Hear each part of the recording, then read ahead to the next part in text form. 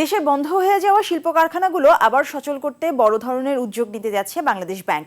প্রায় 40,000 কোটি টাকার একটি পুনর্অর্থায়ন তহবিল গঠনের পরিকল্পনা করা হয়েছে, যার মূল লক্ষ্য উৎপাদন বাড়ানো, কর্মসংস্থান রক্ষা এবং রপ্তানি খাতকে চাঙ্গা করা। প্রস্তাব অনুযায়ী বড় শিল্প খাতে 20,000 কোটি টাকা, ক্ষুদ্র এবং মাঝারি উদ্যোক্তাদের জন্য 10,000 কোটি টাকা এবং কৃষি খাতে আরও 10,000 কোটি টাকা বরাদ্দ রাখা হবে।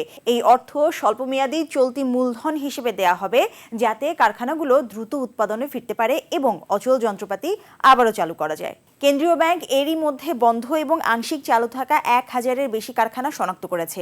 এর মধ্যে যেসব প্রতিষ্ঠানের বাজার চাহিদা রয়েছে এবং নিশ্চিত ক্রয়াদেশ রয়েছে, তাদের অগ্রাধিকার দিয়ে এই সুবিধা দেওয়ার পরিকল্পনা করা হচ্ছে। প্রয়োজনে খেলাপি ঋণ সহজ শর্তে পুনঃতফসিল করার সুযোগও রাখা হতে পারে। তবে এই তহবিলের অর্থ কোথা থেকে আসবে তা এখনো চূড়ান্ত করা হয়নি। কেন্দ্রীয় ব্যাংক সরাসরি অর্থায়ন করলে বাজারে টাকার সরবরাহ বাড়তে পারে, যা মূল্যস্ফীতির উপর চাপ তৈরি করতে পারে এমন আশঙ্কাও রয়েছে।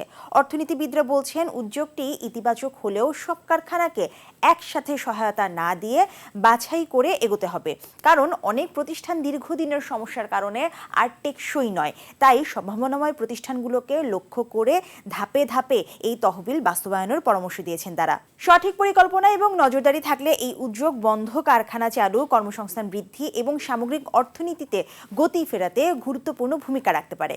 সঠিক পরিকল্পনা এবং নজরদারি থাকলে এই উদ্যোগ বন্ধ কারখানা চালু, কর্মসংস্থান বৃদ্ধি এবং সামগ্রিক অর্থনীতিতে গতি ফেরাতে গুরুত্বপূর্ণ ভূমিকা রাখতে পারে।